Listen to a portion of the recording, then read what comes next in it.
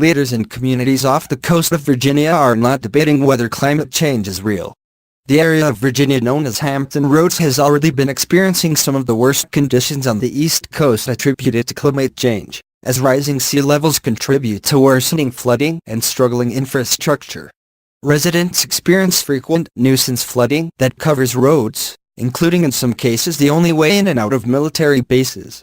In Norfolk, it's no longer unusual to see fish as roadkill, according to Skip Stiles, the executive director of an environmental nonprofit called Wetlands Watch. Stiles said that after 12 years in coastal Virginia, he's seen the inescapable evidence of climate change. He said residents have noticed frequent flooding too and are pressuring local officials to do something about it, saying, "When people get wet and angry, they don't go to the state capitol or Washington. If you go to any gathering to 10 people and ask who's had to change their route to work or school in the last 2 months because of flooding, a few hands always go up," he said in an interview. Local experts and officials said they were not surprised that the latest federal report on climate change predicts even worse flooding, because they're already experiencing and working to do something about it. While the Trump administration attempts to poke holes in the latest federal report on the potential worsening impacts of climate change, the findings are not a surprise to officials in Virginia who have been working for years to respond to worsening flooding. The politics surrounding the new report is something that we had discussions and issues such as that 10 years ago when we were having these conversations about whether this was happening. Ben McFarland, senior regional planner for the Hampton Roads Planning District Commission, told ABC News. President Donald Trump and other administration officials have sought to downplay the report, alleging that it focuses only on the most extreme predictive models or uses unreliable assumptions. But McFarland and other experts in Virginia said they don't need predictive models to know that sea levels are rising and flooding has gotten worse in their area. Residents already experience more days of flooding every year due to outdated stormwater systems, gradually sinking land, and consequences of climate change like rising sea levels and more intense rain events. Molly Mitchell, a researcher with the Virginia Institute of Marine Science, said most of the discussion about how to respond to that flooding relies on observations recorded through a network of sensors along the coast.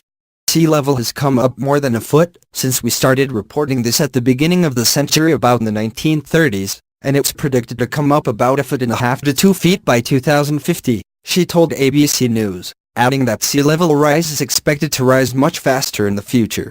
The new National Climate Report, released last week, says that flooding during high tide now poses daily risks to businesses in Virginia and other coastal states.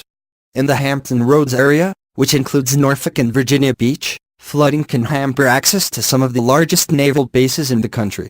Multiple authors that worked on the infrastructure section of the National Climate Assessment released last week said the local officials they work with regularly are less concerned with debating the validity of climate change reports and more focused on local projects that will protect their community from the impacts of climate change. From where I sit and what I see in the communities and the states, the train's already left the station. People know they need this information, they're seeking it out and using it to make their community stronger and more resilient. Jennifer Jacob, an engineering professor at the University of New Hampshire and one of the lead authors of the report, told ABC News. Officials in Virginia have been working for years to decide how they will plan for a future where sea levels and temperatures continue to rise, leading to more risks from the water that rises with every tide or storm. Cities along the coast are already setting new building codes that require homes to be elevated, encouraging residents to buy flood insurance and planning for what the future of their cities will look like. As a region right now, we're in the process of spending billions of dollars in highway improvements, bridges and tunnels. Those projects, assuming they're maintained properly, are meant to last for 150 years, McFarland said. And it's not just a matter of replacing roads, bridges, or water infrastructure. The standard approach to engineering doesn't account for such a drastically changing climate, so city planners have to figure out what is needed to protect homes and businesses from potentially unknown conditions. In Virginia Beach, the city council even denied a proposal to build 32 homes in a subdivision vulnerable to flooding, according to the Virginian Pilot, which has prompted a lawsuit from the developer who says they applied with all requirements to plan the project.